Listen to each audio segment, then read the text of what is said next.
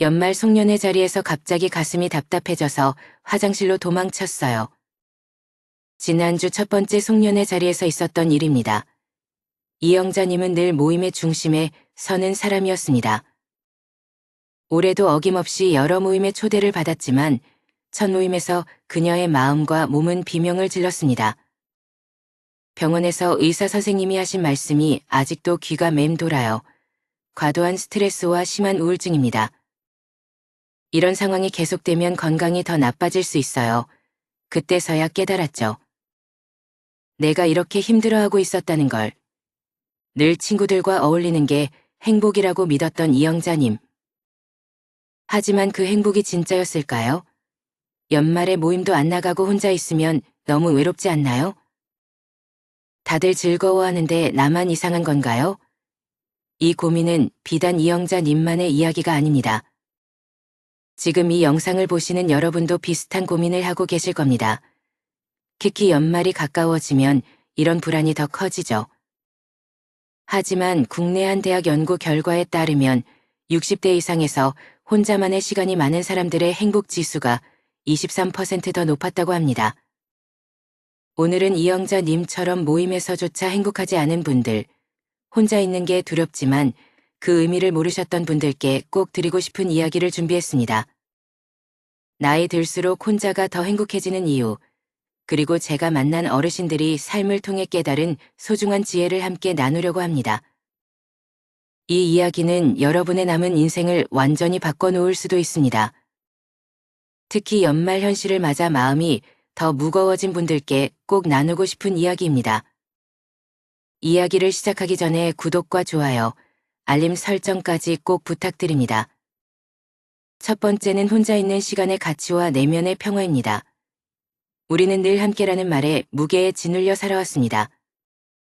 외로움이 두려워 더 많은 모임에 나가고 사람들과 어울려 했지만 그럴수록 마음은 더 지쳐갔습니다. 왜 그럴까요? 단순히 다른 사람과 어울리는 것만으로는 마음이 채워지지 않기 때문입니다. 오히려 진정한 나를 잃어버린 채 피로감과 공허함만 퍼졌던 거죠. 이영자님의 이야기를 들려드리겠습니다. 평생을 은행에서 근무하며 수많은 사람들과 관계를 맺어온 그녀는 퇴직 후에도 여전히 바쁜 일상을 보냈습니다. 은행 동기 모임, 고객들과의 친목 모임, 동창회, 봉사활동까지 하루에도 몇 번씩 전화가 울리곤 했죠. 아침에 일어나면 제일 먼저 하는 일이 카카오톡 확인이었어요. 하루에도 수십 개의 메시지가 왔다 갔다 하고 모임 약속이 꼬리를 물었죠. 바쁘게 지내는 게 좋았어요. 적어도 그때까진요. 하지만 올해 첫 송년회 자리에서 그녀는 이상한 감정을 느꼈습니다. 늘 앉던 자리, 늘 보던 얼굴들, 늘 나누던 이야기들. 그런데 가슴 한편이 답답해지기 시작했습니다. 다들 웃고 떠드는데 저만 웃음이 나오지 않았어요. 숨이 막히는 것 같았죠. 화장실로 도망치듯 나와서 거울을 보는데 제 얼굴에 그늘이 짙게 드리워져 있더라고요. 병원에서 의사는 말했습니다. 이런 식으로 계속하면 몸과 마음이 더 망가질 수 있습니다. 잠시 모든 모임을 중단하고 혼자 하는 시간을 가져보세요. 처음에는 모임을 거절하는 게 너무나 어려웠다고 합니다. 특히 연말이라 더 많은 모임 요청이 들어왔죠. 한 번만 나와. 내가 없으면 섭섭해. 이런 말들을 들을 때마다 마음이 흔들렸어요. 그래서 처음에는 아프다는 핑계를 대기도 했죠. 하지만 점차 솔직해지기도 했습니다. 죄송하지만 요즘 몸과 마음이 좀 지쳐서 이번엔 쉬면서 제 자신을 돌아보려 해요. 이해해 주시면 정말 감사하겠습니다. 대부분의 사람들은 이해해 주었고 오히려 괜찮아. 그동안 많이 힘들었겠네. 고마웠어요. 건강이 더 중요하죠라며 따뜻한 격려를 보내주었습니다. 그렇게 시작된 혼자만의 시간. 처음에는 낯설고 두려웠다 합니다. TV를 켜놓고 라디오를 틀어놓고 뭐라도 소리가 있어야 마음이 편했어요. 하지만 시간이 지날수록 조용한 시간이 주는 평화를 느끼기 시작했죠. 이영자는 조금씩 새로운 일상을 만들어갔습니다. 아침에는 여유롭게 차 한 잔을 마시며 창밖을 바라보는 시간을 가졌습니다. 산책을 나가면 앙상한 나뭇가지나 바람에 흔들리는 낙엽을 가만히 바라보게 되었어요. 그저 그런 나무들이었는데 어느 순간 잎 하나 없는 나무 가지들이 제 마음을 비춰주는 것처럼 느껴졌죠. 바쁘게만 살던 제 일상처럼 비어있지만 고요한 그 모습이 이상하게도 편안하게 다가왔어요. 그리고 가끔은 벤치에 앉아 겨울 하늘과 흘러가는 구름을 지켜보기도 했어요. 고개를 들어 하늘을 바라보니 문득 이런 생각이 들더라고요. 평생 이렇게 하늘을 바라본 적이 있었나 싶었어요. 늘 고개를 숙이고 앞만 보며 달리느라 하늘은 많이 잊고 지냈던 건 아닐까. 매일 똑같이 반복되는 하루 속에서 놓쳐버린 것들이 하나둘 눈에 들어오기 시작했어요. 나무도 구름도 바람도 그저 스쳐 지나갔던 것들이었는데 조용한 시간을 가지니까 그 순간들이 새롭게 느껴지거든요. 아, 이게 고요함이구나. 전에는 혼자 있는 게 외로워서 견딜 수 없었어요. 하지만 이제는 알겠어요. 그 외로움은 사실 제 안의 소리를 듣지 못해서 생겼던 거였더라고요. 마음을 돌아볼 틈도 없이 사람들 속에서 허둥대며 살아온 시간들. 그게 오히려 나를 더 외롭게 만들었더라고요. 바쁘게만 살던 그때는 나무에 잎이 떨어지면 초라해 보였어요. 하지만 지금은 나무 가지의 앙상함이 더 깊이 느껴져요. 빈 가지에도 겨울이 지나면 다시 꽃이 필 테니까요. 그렇게 나도 아무것도 하지 않아도 괜찮은 시간 속에서 조금씩 채워지고 있었어요. 조용한 시간 속에서 비로소 알게 되었어요. 나를 돌아보고 나와 마주하는 것, 그게 얼마나 소중하고 따뜻한 시간인지요. 그녀가 발견한 가장 큰 선물은 바로 고요함이었습니다. 이영자님의 이야기는 결코 특별한 경우가 아닙니다. 실제로 많은 분들이 비슷한 경험을 하고 계십니다. 은퇴 후에도 꾸준히 사회의 모임을 이어가던 이성윤 씨의 경우도 마찬가지였습니다. 어느 날 친구들과의 모임에서 문득 깊은 허무함을 느꼈죠. 모두가 즐거워 보였지만 정작 본인은 대화에 빠져나온 것처럼 공허함을 감출 수 없었습니다. 그저 시간을 보내기 위해 모임에 나가고 있다는 걸 깨달았어요. 그래서 과감히 혼자만의 시간을 갖기로 했죠. 처음에는 모두가 그렇듯 두려웠습니다. 하지만 책을 읽고 산책을 하고 명상을 하면서 조금씩 내면의 평화를 찾아갔습니다. 혼자 있는 시간은 외로움이 아니라 내 자신과 마주하며 진정으로 내가 원하는 삶을 찾아가는 과정이더라고요. 이처럼 혼자 있는 시간은 우리에게 마음의 여유와 평화를 선물합니다. 수많은 사람 속에서도 나를 잃어버린 채 외로움을 느끼기보다는 진짜 나의 목소리에 귀 기울이는 것이 중요합니다. 진정한 외로움은 혼자 있을 때가 아니라 내 안의 소리를 잃어버렸을 때 찾아옵니다. 나이가 들수록 이 시간이 주는 가치는 더욱 커집니다. 이제는 번잡함을 내려놓고 나만의 시간을 통해 진정한 평화와 여유를 찾아가야 할 때입니다. 두 번째는 건강한 경계 설정과 독립적인 삶의 필요성입니다. 여러분, 혹시 이런 말에 마음이 불편해진 적 없으신가요? 어머니, 이번 주말에 손주들 좀 봐주실 수 있죠? 아버님, 이번에도 용돈 좀 부탁드려요. 동창회에는 꼭 나와야지. 너만 빠지면 섭섭하잖아. 이런 상황이 반복될 때마다 힘들지만 거절은 더 어려웠던 경험. 누구나 한 번쯤은 있으실 겁니다. 하지만 건강한 노후를 위해 가장 중요한 것 중 하나가 바로 건강한 경계를 설정하는 것입니다. 가족이든 친구든 모든 관계에 어느 정도의 거리와 한계가 필요합니다. 67 세박영민님의 이야기를 함께 살펴보겠습니다. 30년간 중학교 교단에 서셨던 그녀는 정년 퇴직 후에도 여전히 선생님이었습니다. 퇴직하고 나니까 주변에서 저를 더 필요로 하더라고요. 전학 부모들이 자녀 교육 상담을 요청하고 교회에서 주일학교 봉사를 부탁하고 동네 친구들은 매일같이 불러냈습니다. 처음에는 거절하지 못했습니다. 평생을 남을 위해 살아온 교사였기에 도움이 필요한 사람을 외면하면 안 된다는 생각이 강했죠. 처음에는 바쁘게 지내는 게 좋았어요. 남을 돕는 일이 제겐 당연했으니까요. 새벽부터 저녁까지 스케줄이 빼곡했어요. 월요일은 전학, 부모 상담, 화요일 목요일은 손주 돌봄, 수요일은 동네 친구 모임, 주말엔 교회 주일학교 봉사까지. 그러다 보니 점점 몸과 마음이 지쳐갔습니다. 특히 손주들을 돌보는 일이 큰 부담이 되었습니다. 아침 7시부터 저녁 8시까지 손주들 보는 날이면 다음 날은 온몸이 쑤시고 머리가 아팠어요. 게다가 손주들 교육 문제로 며느리와 의견이 자주 부딪혔습니다. 30년 교직 경험이 있다 보니 제 교육관이 강했거든요. 변화의 계기는 갑작스러웠습니다. 어느 날 아침 거울을 보는데 얼굴이 너무 회색해진 거예요. 평생 건강하다고 자부했는데 병원에 가보니 과로와 스트레스로 인한 심한 불면증이랍니다. 의사 선생님께서 충격적인 말씀을 하시더라고요. 이대로 가면 6개월 안에 큰 병이 올 수 있습니다. 라고요. 그때부터 박영민님은 변화를 시작했습니다. 제 스케줄표를 처음으로 제가 직접 채웠어요.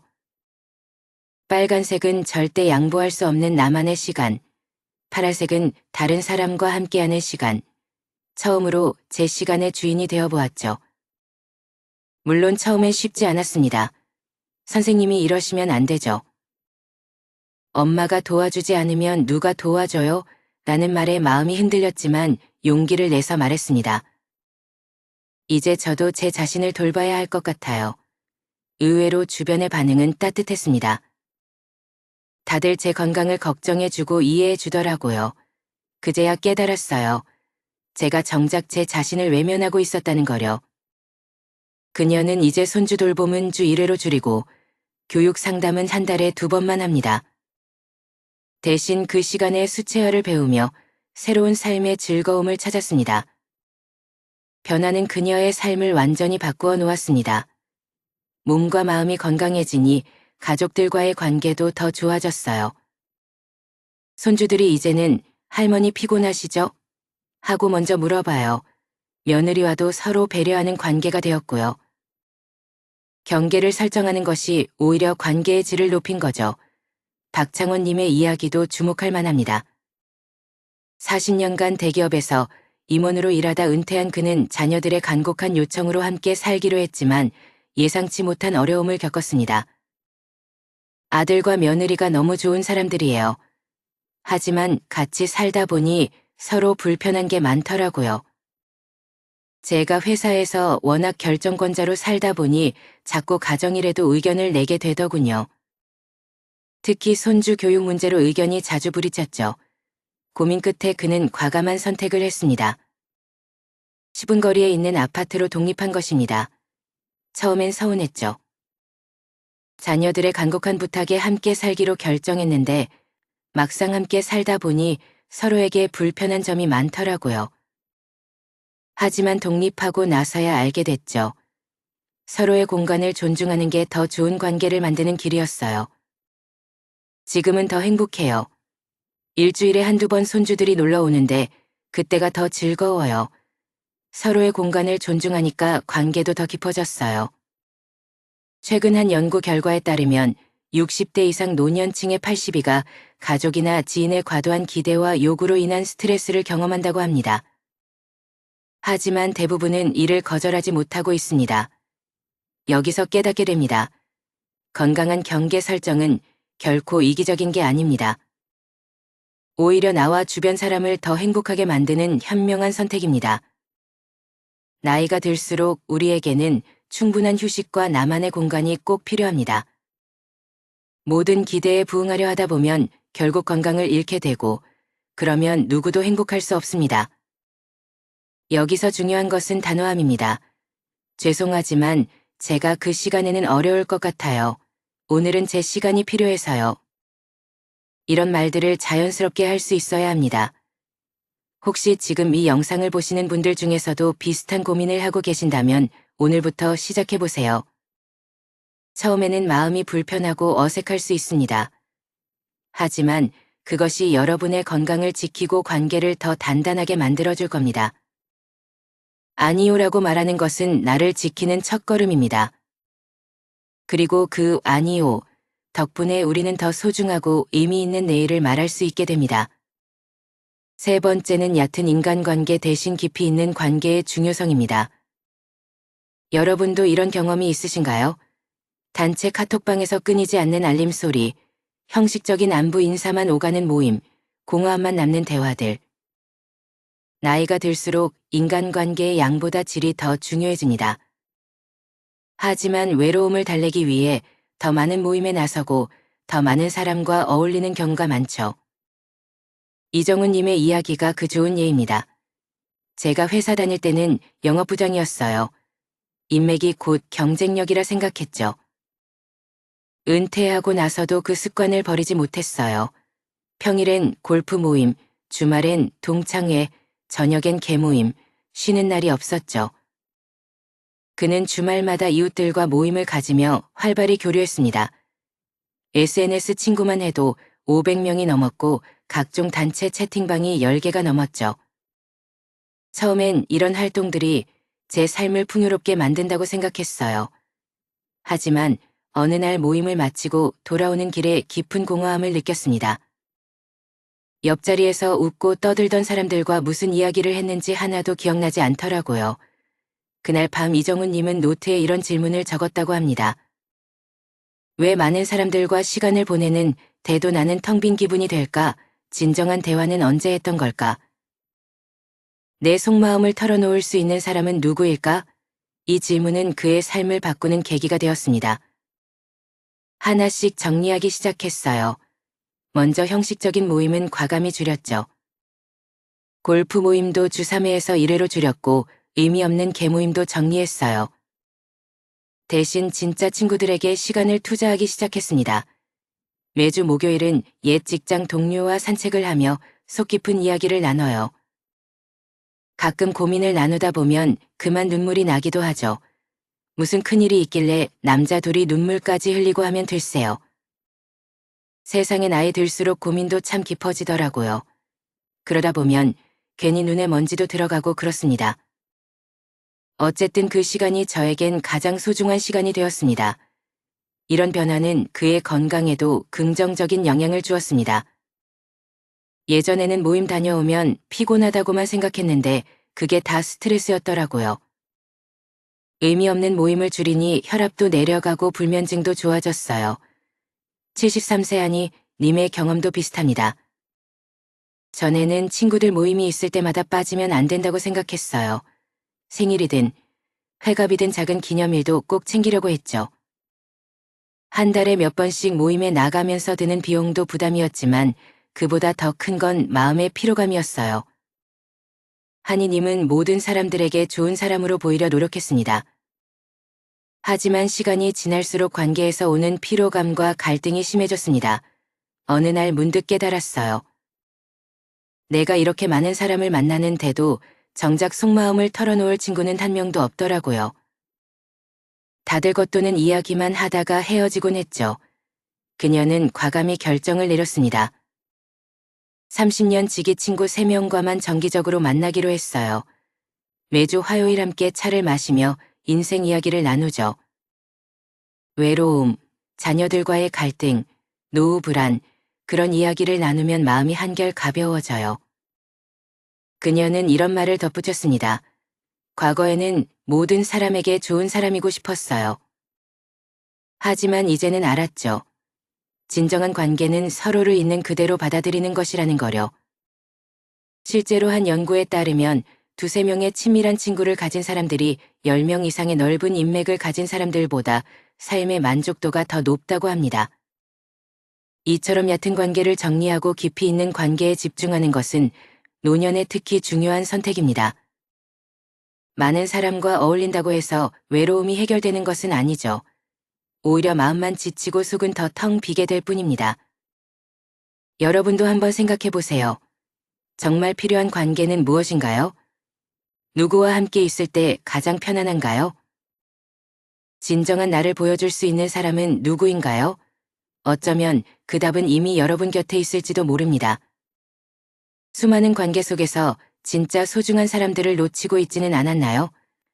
지금이라도 그 관계를 돌아보고 더 깊고 따뜻한 시간을 함께 보내보세요. 그 작은 변화가 여러분의 삶을 더 단단하고 행복하게 만들어줄 것입니다. 네 번째는 나이의 고정관념에서 벗어나기입니다. 그쯤에서 이제 그만 내려놓으세요. 젊은 사람들한테 기회를 줘야지.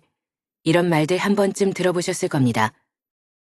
나이를 먹는다는 것은 종종 새로운 도전을 막아서는 벽처럼 느껴지죠. 이 나이에 뭘 할 수 있을까? 라는 생각이 우리를 주저앉히기 때문입니다. 68세의 조상필님의 이야기를 들어보세요. 평생 공무원 생활만 했어요. 퇴직하고 나니 하루하루가 무료하게 느껴지더라고요. 그러던 중 동네 공원에서 색소폰 연주하시는 분을 만났어요. 그 소리가 너무 매력적이었죠. 하지만 도전은 쉽지 않았습니다. 색소폰 판매점에 갔더니 어머니, 아버님 색소폰은 체력이 많이 필요한데 라고 하며 걱정을 해주더라고요. 저도 나이 먹은 내가 할 수 있을까? 라는 생각도 들었고요. 게다가 아파트에서 연습할 수도 없는 것도 한몫했죠. 그는 도전을 멈추지 않았습니다. 공원 근처 지하 연습실을 알아보고 매일 아침 일찍 나가서 연습했어요. 처음엔 입술이 터지고 어깨가 아팠죠. 하지만 한 달, 두 달, 조금씩 나아지는 소리를 들으며 힘을 냈어요. 1년이 지난 지금 조상필님은 주말마다 공원에서 작은 공연을 합니다.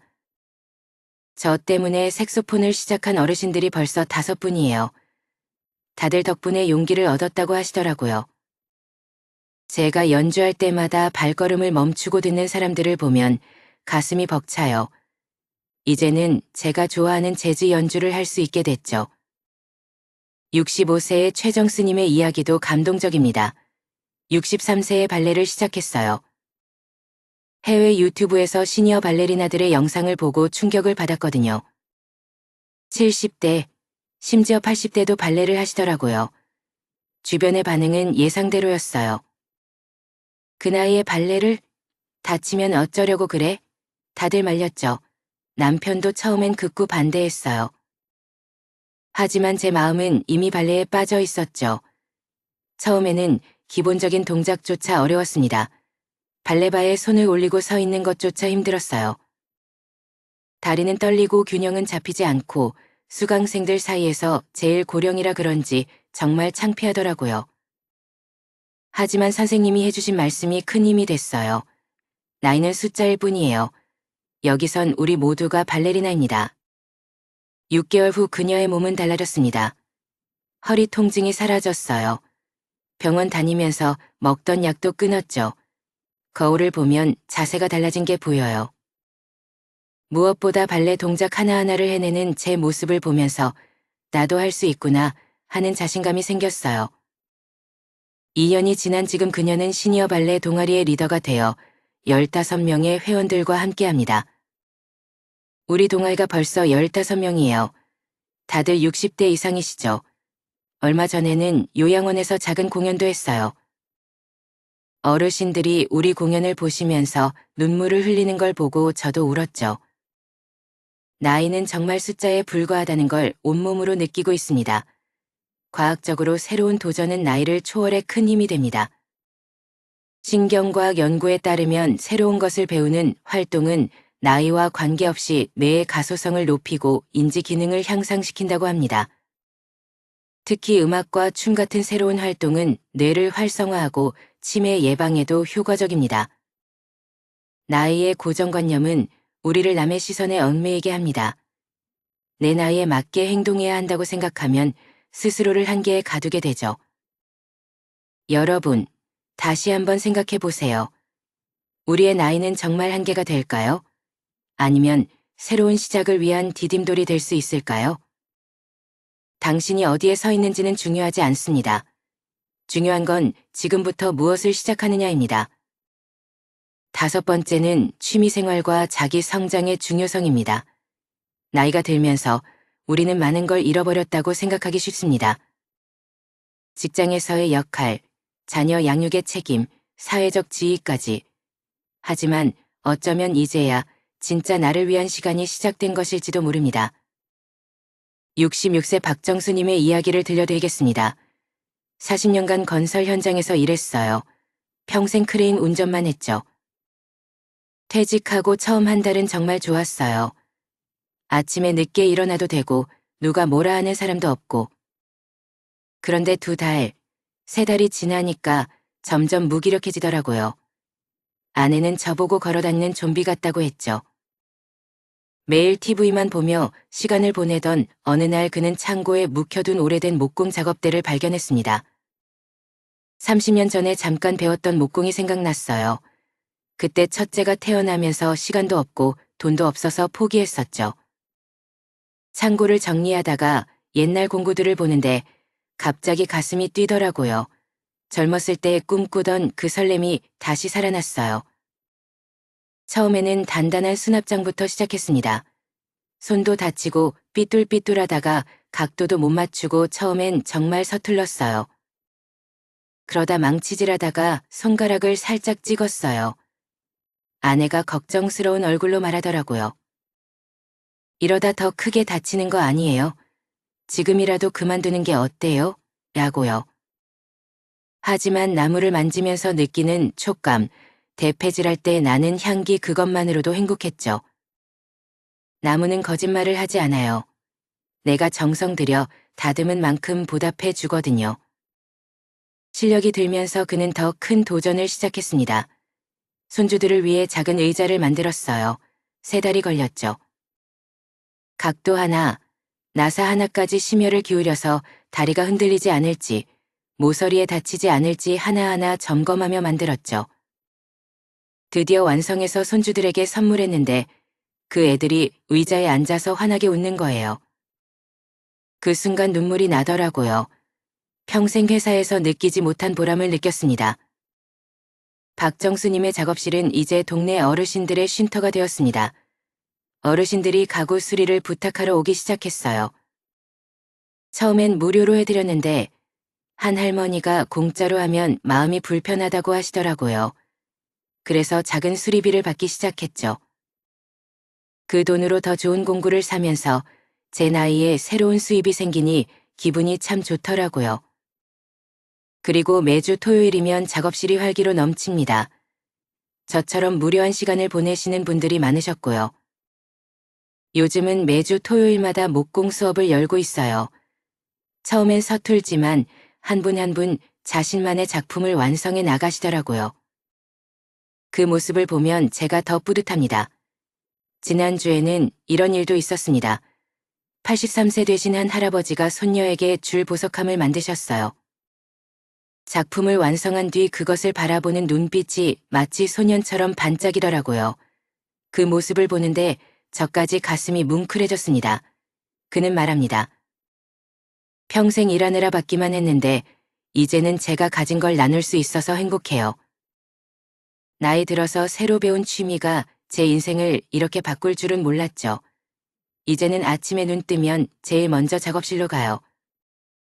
나무 냄새 맡으면서 오늘은 뭘 만들까 생각하는 그 순간이 제 하루 중 가장 행복한 시간입니다. 64세 김민자님의 이야기도 있습니다. 평생 주부로만 살았어요. 남편은 군인이었고 저는 그저 뒷바라지하는 군인의 아내였죠. 자식 셋 키우고 남편을 내조하느라 정작 제가 뭘 좋아하는지도 몰랐어요. 어느 날 큰딸이 물어보더라고요. 엄마는 엄마로 살면서 행복했어? 라고요. 그 질문에 대답을 못했어요. 그날 밤 거울을 보는데 제 얼굴이 낯설고 이게 진짜 나일까 하는 생각이 들었죠. 그녀는 우연히 도서관에서 시니어 글쓰기 강좌를 듣게 되었습니다. 처음엔 그저 시간 때우기였어요. 첫 글쓰기 주제가 내가 가장 행복했던 순간이었어요. 그런데 써 내려가다 보니 제 이야기가 아니라 아이들 이야기, 남편 이야기뿐이더군요. 그제야 깨달았죠. 나는 한 번도 나를 위한 삶을 살아본 적이 없다는 거려. 글쓰기는 그녀에게 새로운 세상을 열어주었습니다. 매주 다른 주제로 글을 쓰면서 잊고 있던 제 모습을 만나게 되더라고요.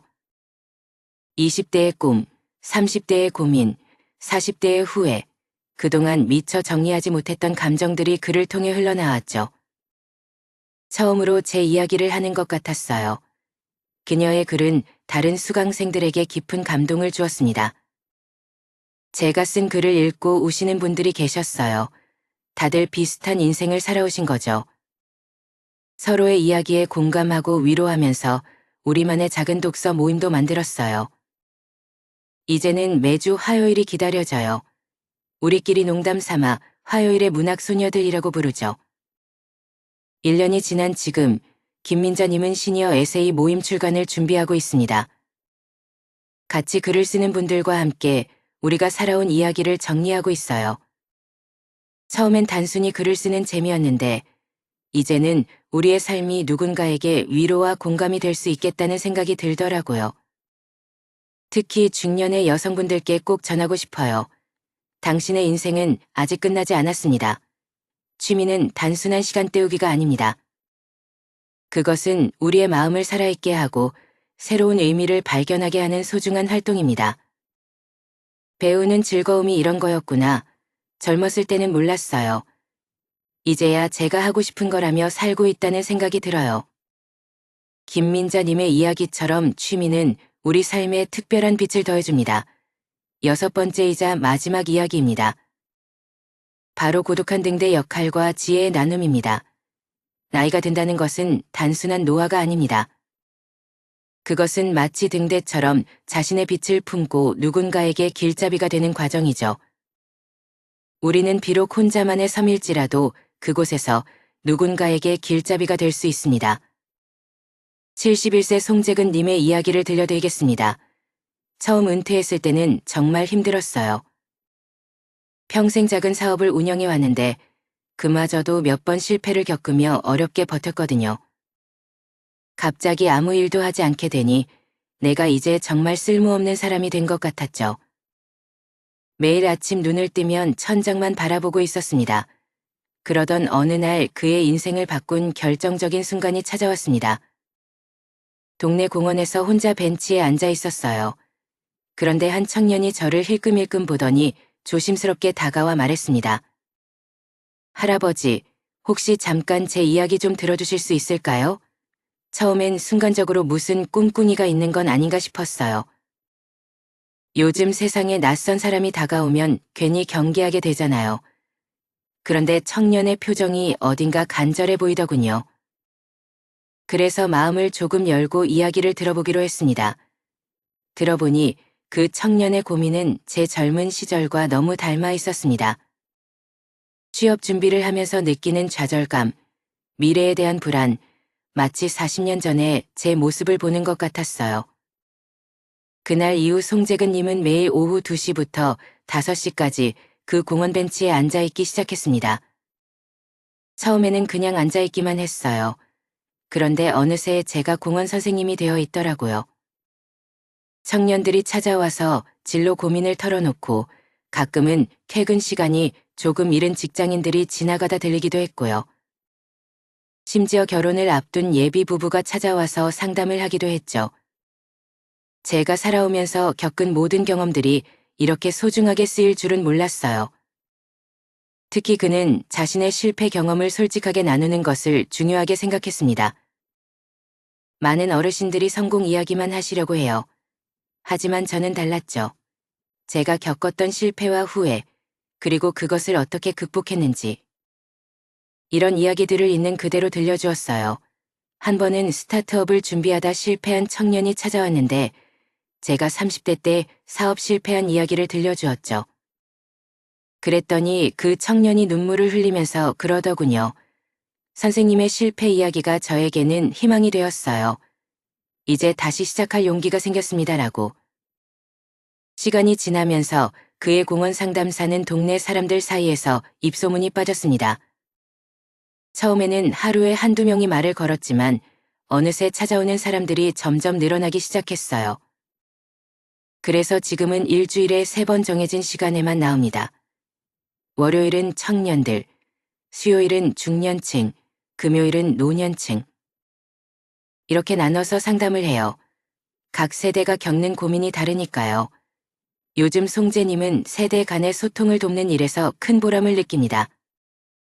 요즘 젊은이들은 부모님과 대화가 잘 안 된다고 하더군요. 저는 중간에서 양쪽의 이야기를 들어주고 조율해주는 역할을 하게 되더라고요. 얼마 전에는 한 청년이 아버지와 함께 찾아왔어요. 서로 이해하지 못했던 부분들을 풀어가는 걸 보면서 제가 더 감동을 받았죠. 송재님의 활동은 점점 더 많은 사람들에게 영향을 주기 시작했습니다. 다른 어르신들도 자연스럽게 동참하게 되었어요. 은퇴한 의사 선생님은 건강 상담을 맡아주셨고, 전직 사진작가셨던 분은 스마트폰으로 일상 풍경을 멋지게 찍는 방법을 알려주고 계세요. 나이 든다는 건 단순히 나이만 먹는 게 아니에요.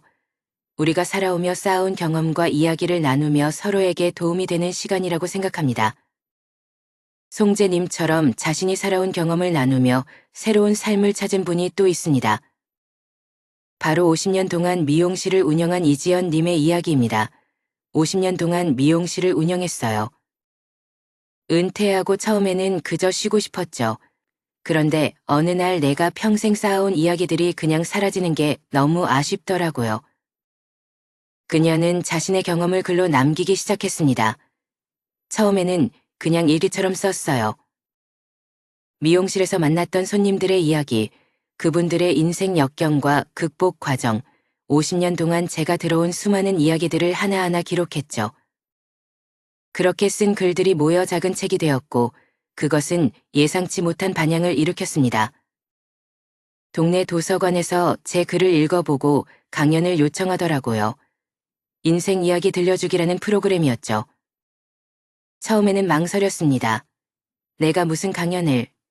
그런데 한번 해보니 제가 가진 이야기들이 다른 분들에게 위로가 되더라고요. 이제 그녀는 매주 이야기 치유 모임을 열어 여러 사람들의 이야기를 듣고 나눕니다. 매주 토요일 오후에 모여요. 차 한 잔 마시면서 서로의 이야기를 들어주는 시간이에요. 처음에는 다들 조심스러워 하시다가 시간이 지나면서 마음을 열고 자신의 이야기를 하시더라고요. 그러다 보면 어느새 우리 모두가 서로의 등대가 되어 있어요. 이지연님은 최근 이런 말씀을 하셨습니다. 젊었을 때는 몰랐어요. 나이 든다는 게 이런 거구나. 우리가 살아온 모든 순간들, 그 속에서 얻은 지혜가 누군가에게 빛이 될 수 있다는 거려. 혼자만의 시간이 많아진다고 해서 외로운 게 아니에요. 오히려 그 시간 덕분에 제가 가진 이야기들을 정리하고 누군가와 나눌 수 있는 것 같아요. 나이가 들면 혼자 있는 시간이 늘어나지만 그 고요함 속에서 우리는 누군가에게 빛이 될 수 있습니다. 여러분이 걸어온 삶의 경험과 지혜가 누군가의 어두운 길을 밝혀줄 수 있다는 걸 기억해 주세요. 나이가 든다는 건 더 깊고 따뜻한 빛을 품게 되는 과정입니다.